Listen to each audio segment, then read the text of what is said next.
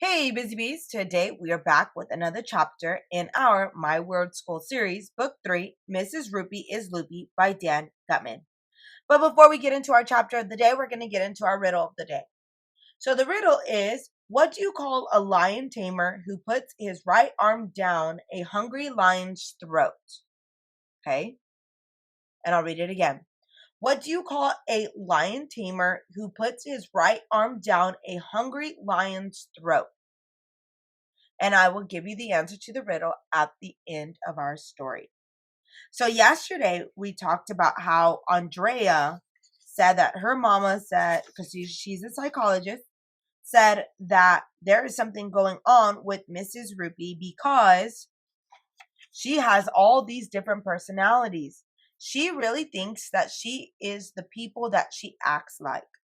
So everybody put on their thinking cap at the end of the chapter and they formed a plan.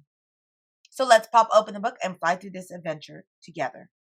Chapter 10, The Evidence. There were 5 minutes left in recess. Ryan, Michael, Andrea, Emily, and I sneaked in from the playground through the door to the library.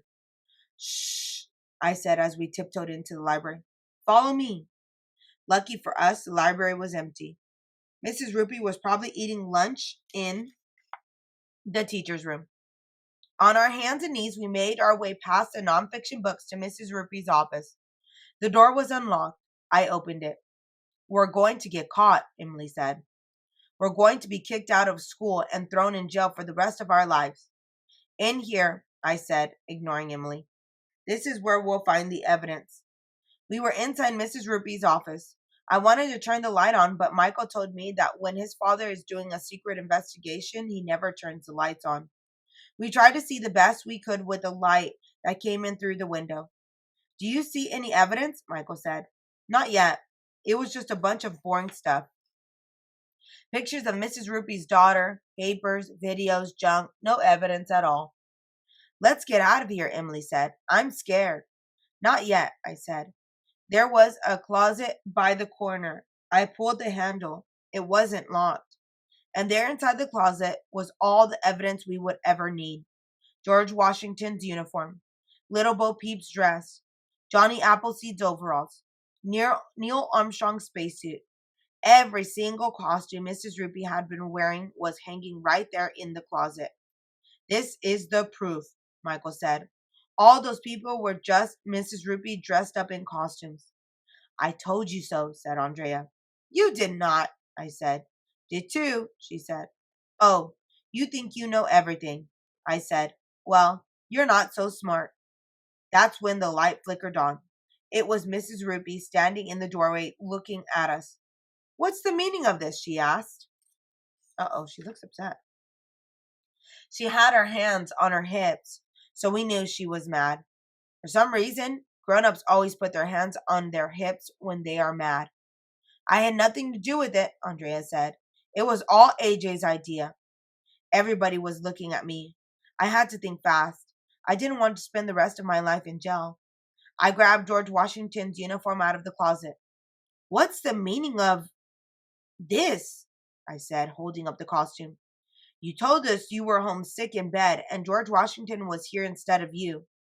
How do you explain the fact that George Washington's uniform is in your closet? Huh?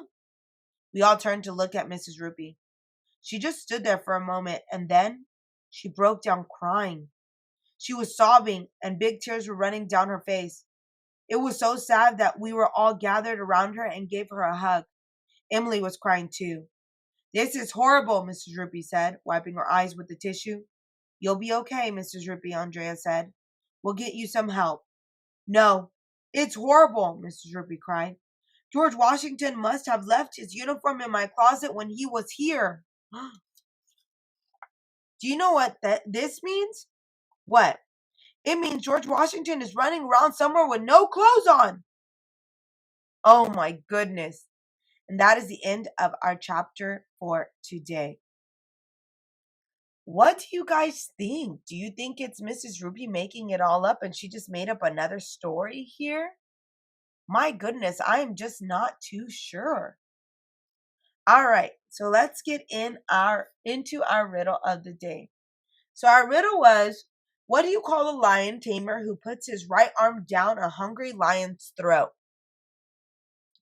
And the answer is, drum roll please, lefty. Do you get it? Lefty. If he puts his right arm down a lion's throat, what do you think is going to happen to his right arm? He is now going to become a lefty. If you like this video, give it a like. And if you'd like to follow along for more adventures, hit that subscribe button. And I will see you on the next one.